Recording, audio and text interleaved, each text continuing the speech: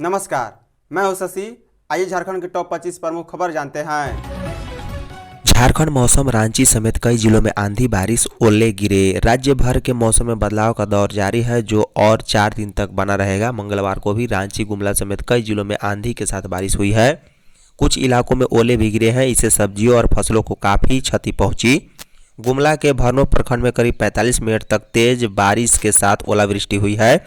इससे सैकड़ों एकड़ जमीन पर लगी सब्जियां समेत गेहूं की फसल बर्बाद हो गई। वहीं लोहरदगा में भी आंधी से हुटाप के पास एक विशाल पेड़ गिर गया। इससे लोहरदगा सिक्को मुख्य मार्ग पर आवागमन बाधित हो गया। वहीं मौसम विभाग के अनुसार पिछले 24 घंटे के दौरान सबसे अधिक बारिश 37.2 मिलीमीटर पूर्वी सिंहभूम में हुई है। वहीं पश्चिमी सिंहभूम में भी 9.6 मिलीमीटर, जबकि रांची में 4.8 और धनबाद में 4.6 मिलीमीटर बारिश हुई। इसके अलावा सिमडेगा, रामगढ़ में भी हल्की बारिश दर्ज की गई।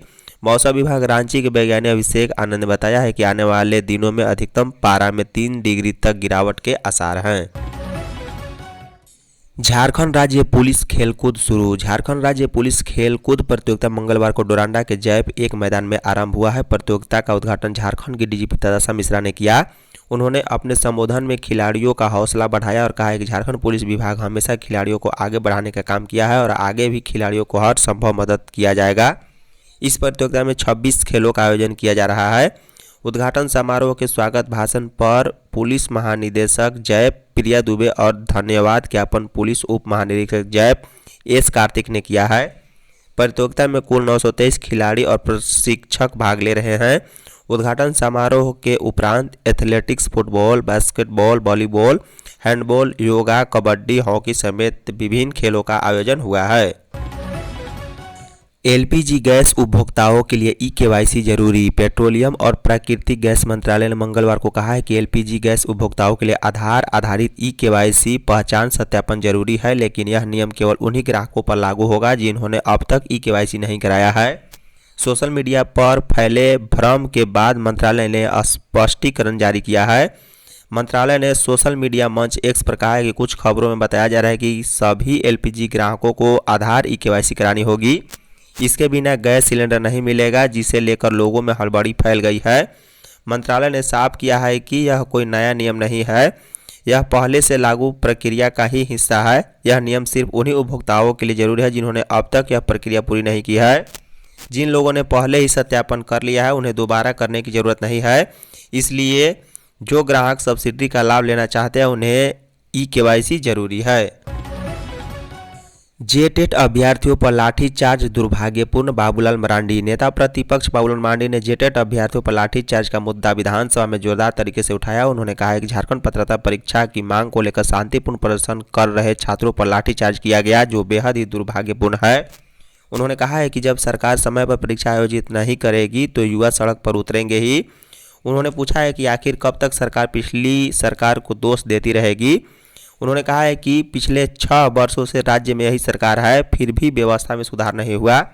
इस पर मंत्री सुदीव्य कुमार सोनू ने कहा है कि जेटेट परीक्षा को लेकर हाई कोर्ट ने 31 मार्च तक का समय दिया है। सरकार न्यायालय के निर्देशों के अनुरूप कार्रवाई कर रही है। उन्होंने माना है कि पूर्व में सिस्टम खराब था, अब सुधारने का प्रयास किया जा रहा है। परीक्षाएं समय पर कराई जाएंगी। उन्होंने कहा कि कानून व्यवस्था बनाए रखना सरकार की जिम्मेदारी है। किसी भी प्रकार के अव्यवस्था से निपटने के लिए कार्रवाई की गई है। मुख्यमंत्री आवास पर दावत-ए-इफ्तार का आयोजन। मुख्यमंत्री हेमंत सोरेन ने मंगलवार को माह-ए-रमजान के अवसर पर कांके रोड रांची स्थित मुख्यमंत्री आवासीय परिसर में दावत-ए-इफ्तार का आयोजन किया। इस अवसर पर रोजेदारों सहित विभिन्न धर्मों, समुदायों एवं वर्गों के गणमान्य अतिथि, जनप्रतिनिधि, बुद्धिजीवी, सामाजिक कार्यकर्ता तथा अन्य लोग बड़ी संख्या में शामिल हुए हैं। मौके पर मुख्यमंत्री हेमंत सोरेन ने उपस्थित सभी गणमान्य अतिथियों का हार्दिक स्वागत एवं अभिनंदन किया। इस अवसर पर मुख्यमंत्री ने कहा है कि रमजान का पाक माह आपसी सौहार्द, भाईचारा एवं समरसता का संदेश देता है। यह पर्व हमें एक दूसरे के प्रति सम्मान, सहयोग और सद्भाव बनाए रखने की प्रेरणा देता है। माह-ए-रमजान हम सभी को त्याग, तपस्या, करुणा और मानव सेवा के लिए प्रेरित करता है। मौके पर मुख्यमंत्री ने समस्त राज्यवासियों की सुख, समृद्धि, खुशहाली एवं उन्नति की कामना करते हुए रमजान की मुबारकबाद दी है। धनबाद में सिलेंडर के लिए लड़ाई तो कहीं सड़क जाम। झारखंड के धनबाद और इसके आसपास के इलाकों में एलपीजी सिलेंडर के घमासान शुरू हो गया है। स्थिति यह है कि रसोई गैस नहीं मिलने की वजह से लोग आक्रोशित हैं। शहर के किसी एक भाग में लोग एजेंसी कर्मचारियों या फिर ग्राहक से भिड़ जा रहे हैं तो कहीं सड़क जाम कर आक्रोश और विरोध प्रदर्शन किया जा रहा है। धनबाद के मटकुरिया में लोग सुबह 6 बजे से एलपीजी सिलेंडर के लिए लाइन में लग रहे हैं। लाइन में लगे लोग आपस में झगड़ा भी कर रहे। बता दें कि शहर में देखने को मिल रहा है कि पहले एलपीजी सिलेंडर लेने के लिए चक्कर में लोगों की लड़ाई होती है। किसी तरह मामला को शांत कराया गया। वहीं उपभोक्ताओं का कहना है कि सुबह से लाइन में खड़े हैं लेकिन सिलेंडर नहीं मिल रहा। इसके साथ ही बस्ता कोला रेस्क्यू के पास भी धनबाद सिंदरी रोड पर सिलेंडर नहीं मिलने के विरोध में आक्रोशित उपभोक्ताओं ने सड़क जाम कर अपना विरोध प्रदर्शन किया। इस इलाके के उपभोक्ता पिछले 4 दिनों से गैस सिलेंडर पाने के लिए परेशान हैं। लोग सवेरे सवेरे सिलेंडर लेकर एजेंसी के गेट पहुंच रहे हैं लेकिन हर दिन उन्हें निराश होकर लौटना पड़ रहा है। देवघर में जल्द भरे जाएंगे होमगार्ड और चौकीदार के खाली पद। चौकीदार व होमगार्ड नियुक्ति संबंधित बैठक समाहरणालय में उपायुक्त नमन प्रियेश लकड़ा की अध्यक्षता में हुई है। उपायुक्त ने होमगार्ड और चौकीदार के रिक्त पदों पर सीधी भर्ती को लेकर अब तक की प्रगति की समीक्षा की है। उन्होंने रिक्तियों को जल्द भरने के लिए आवश्यक विभागीय प्रक्रिया को तेज करने का निर्देश संबंधित अधिकारियों को दिया। उपायुक्त ने संबंधित अधिकारियों को निर्देश दिया है कि वे भर्ती से जुड़े विज्ञापन, आवेदन प्रक्रिया और भौतिक सत्यापन जैसे महत्वपूर्ण कार्यों के लिए समय सीमा निर्धारित करें ताकि आवश्यक सभी प्रक्रिया पारदर्शी तरीके से सुनिश्चित की जा सके। बैठक में उप विकास आयुक्त पीयूष सिन्हा और अपर समाहर्ता हीरा कुमार भी उपस्थित थे। उपायुक्त ने शिक्षा विभाग की समीक्षा बैठक में पदाधिकारियों से कहा है कि JSPLS की दीदियों द्वारा बनाए जा रहे स्कूली ड्रेस बच्चों को समय से मिले, इसे सुनिश्चित करने के लिए भी समन्वय बनाकर काम करे। पलामू में धान खरीद में फर्जीवाड़ा। एक ही परिवार ने 1420 क्विंटल धान का रजिस्ट्रेशन कराया। झारखंड के पलामू जिले में सतबरवा प्रखंड के धान क्रय केंद्र में बड़े पैमाने पर फर्जी पंजीकरण का मामला सामने आया है। जांच में खुलासा हुआ है कि धावाडी गांव निवासी सूबेदार साहब के एक ही परिवार के 11 सदस्यों के नाम कुल 1420 क्विंटल धान का पंजीकरण किया गया, जो नियम के खिलाफ माना जा रहा है। मिली जानकारी के अनुसार परिवार के 3 बेटों, उनकी पत्नियों, बेटियों और स्वयं सूबेदार साहब के नाम पर भी भारी मात्रा में धान का पंजीकरण कराया गया है। बड़े बेटे ललन साहब के नाम पर 198 क्विंटल का पंजीकरण हुआ है, जिसमें 190 क्विंटल धान 19 दिसंबर को बेचा जा चुका। वहीं उनकी पत्नी चंपा देवी पैक्स अध्यक्ष के नाम पर भी 96 क्विंटल और बेटी सोनम कुमारी के नाम पर भी 104 क्विंटल पंजीकरण है। वहीं दूसरे बेटे अरुण कुमार शाह के नाम पर भी 195 क्विंटल पंजीकरण हुआ है। वहीं उनकी पत्नी रामवंती देवी के नाम पर भी 100 क्विंटल, जबकि बेटियों प्रिया रानी के नाम पर 109 और आशा कुमारी के नाम पर 104 क्विंटल पंजीकृत है। रांची पुलिस ने 4 आरोपियों को किया गिरफ्तार। रांची शहर के एयरपोर्ट थाना क्षेत्र में चर्चित टीटोस रेस्टोरेंट में हुई हत्याकांड का रांची पुलिस ने खुलासा कर दिया है। इस पूरे हत्याकांड में शामिल अब तक कुल 4 आरोपियों की गिरफ्तारी कर लिया गया, जो गैंगस्टर प्रिंस खान के लिए काम करते थे। पुलिस 60 वैसे अकाउंट की जानकारी मिली है जिसमें रंगदारी के रुपए भी ट्रांसफर किए जाते थे। घटना के वायरल वीडियो के आधार पर आरोपी पप्पू भुइयां को रांची पुलिस ने मंगलवार को गिरफ्तार किया है। इसके अलावा रेकी करने वाला आरोपी शादाब आलम भी पुलिस की गिरफ्त में है।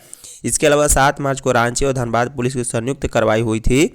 वहीं इस दौरान पुलिस और अपराधियों के बीच हुई मुठभेड़ में गैंगस्टर प्रिंस खान के 2 शूटर कुबेर उर्फ मनीष सिंह और अफजल अमन को गोली लगने के बाद घायल अवस्था में गिरफ्तार किया गया था। रांची के सिटी एसपी पारस राणा ने बताया कि हत्यारों की सूचना मिलने के बाद पुलिस टीम धनबाद पहुंची थी। धनबाद में 8 लेन सड़क धंसी। धनबाद से एक बार फिर चिंताजनक खबर सामने आई है। राज्य की पहली 8 लेन सड़क एक बार फिर धंस गई है।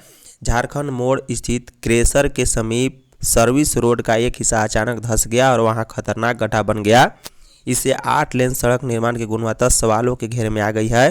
स्थानीय लोगों के मुताबिक उक्त स्थान पर सड़क का हिस्सा अचानक बैठ गया और देखते ही देखते गहरा गड्ढा हो गया।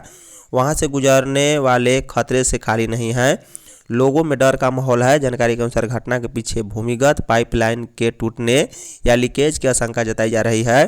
माना जा रहा है कि पाइपलाइन से पानी के रिसाव के कारण अंदर की मिट्टी कमजोर हो गई है, जिससे सड़क धंस गई है। सरहुल उपवास 20 को और 21 मार्च को निकलेगी शोभा यात्रा। प्रकृति पूजा और आदिवासी आस्था का प्रमुख पर्व सरहुल इस बार पूरे उत्साह और भव्यता के साथ मनाया जाएगा। पर्व की शुरुआत 20 मार्च को सरहुल उपवास से होगी, जबकि 21 मार्च को भव्य शोभा यात्रा निकाली जाएगी। इस दौरान सामाजिक कार्यकर्ताओं और विभिन्न राजनीतिक दलों के प्रतिनिधियों को सरना अंग वस्त्र देकर सम्मानित किया जाएगा। हातमा सरना स्थल पर मुख्य पाहन जगलाल पाहन विधि विधान के साथ पूजा की शुरुआत करेंगे। वहीं सीरम टोली सरना स्थल पर मुख्य पाहन रोहित हंस और अनीता हंस पूजा संपन्न कराएंगे। इस दौरान धर्म गुरुओं की अगुवाई में घड़ा रखाई की रस्म निभाई जाएगी, जिसमें बारिश को लेकर पारंपरिक भविष्यवाणी भी की जाएगी। वहीं सीरम टोली सरना स्थल पर सहायक पाहन प्रकाश हंस भजन मंडली का स्वागत सरना गमछा देकर करेंगे। 21 मार्च को विकास कल्ब सीरम टोली द्वारा सरना धर्मावलंबियों के बीच प्रसाद वितरण किया जाएगा। वहीं सीरम मौजा के पाहन और भजन मंडली की अगुवाई में सरना प्रार्थना सभा का भी आयोजन होगा। इको टूरिज्म के लिए 3 विभाग आपसी समन्वय से करे काम। मुख्यमंत्री हेमंत सोरेन की अध्यक्षता में मंगलवार झारखंड विधानसभा स्थित मुख्यमंत्री कक्ष में झारखंड इको टूरिज्म अथॉरिटी के शासी निकाय की 4th बैठक संपन्न हुई है। बैठक में मुख्यमंत्री ने अधिकारियों को निर्देश दिया है कि राज्य में जहां इको टूरिज्म के विकास की बेहतर संभावनाएं हैं, उन स्थलों को चिन्हित किया जाए। मुख्यमंत्री ने वन पर्यावरण एवं जल संसाधन विभाग के अधिकारियों को निर्देश दिया है कि तीनों विभाग आपस में समन्वय स्थापित कर राज्य को इको टूरिज्म के विकास के लिए बेहतर कार्य योजना बनाते हुए आगे बढ़े। मुख्यमंत्री हेमंत सोरेन ने कहा है कि झारखंड प्राकृतिक रूप से बहुत ही सुंदर एवं आकर्षक राज्य है। झारखंड में इको टूरिज्म की अपार संभावनाएं हैं। राज्य के भीतर जिन चिन्हित स्थानों पर इको टूरिज्म विकसित होंगे, वहां के स्थानीय लोगों को रोजगार से जोड़ा जा सके, साथ ही प्रकृति की संरक्षा भी सुनिश्चित की जा सके। राज्य सरकार ने 31 मार्च तक जेटेट लेने का दिया भरोसा। झारखंड विधानसभा के बजट सत्र में मंगलवार को जेटेट परीक्षा के आयोजन को लेकर पक्ष विपक्ष में बहस हुई है। नेता प्रतिपक्ष बाबुलाल मरांडी ने जेटेट परीक्षा की मांग को लेकर प्रदर्शन कर रहे अभ्यर्थियों पर हुए लाठीचार्ज की आलोचना की। सरकार की ओर से मंत्री सुदीव्य कुमार ने जवाब देते हुए कहा है कि हाईकोर्ट ने 31 मार्च 2026 तक परीक्षा लेने का निर्देश दिया है, सरकार इसका पालन करेगी। साथ ही कहा है कि जब परीक्षा आयोजन की समय सीमा तय हो चुकी है, तब भी छात्रों का प्रदर्शन राजनीति से प्रेरित प्रतीत होता है। वहीं सीजीएल परीक्षा में बाधा डालने वालों के किन नेताओं के साथ तस्वीर देखी गई, यह जग जाहिर है। गोड्डा में डायन के शक में बेटे समेत दंपति की हत्या। गोड्डा के देवडंड थाना क्षेत्र के बीसू टोला डांगा गांव में सोमवार की रात डायन बिसाही के शक में बेटे समेत दंपति की कुल्हाड़ी से हत्या कर दी गई है। मृतकों में 45 वर्षीय दरबारी मुर्मू और 40 वर्षीय मक्कू बस्की और उनका नाबालिग बेटा 13 वर्षीय जीतराम मुर्मू शामिल हैं। एसडीपीओ अशोक प्रियदर्शी ने बताया है कि इस मामले में पुलिस ने त्वरित कार्रवाई करते हुए गाँव के ही 3 लोगों को गिरफ्तार किया है। उनसे पूछताछ करते हुए सभी पहलुओं पर जाँच की जा रही है। एसडीपीओ के अनुसार घटना के संबंध में मृतक दरबारी मुर्मू की बेटी सुनीता मुर्मू ने बताया है कि गांव के ही 35 वर्षीय तालाबू मुर्मू, 30 वर्षीय संतोष मुर्मू और 26 वर्षीय हेमलाल मुर्मू अक्सर डायन बिसाही का आरोप लगाकर उनके माता पिता के साथ गाली गलौज करते थे। रांची में 4 दिन तक आंधी बारिश के आसार। रांची समेत राज्य के कई जिलों में अगले 4 दिनों के दौरान हल्के बादल छाए रहेंगे। आंधी के साथ हल्के से मध्य स्तर की बारिश की भी संभावना है।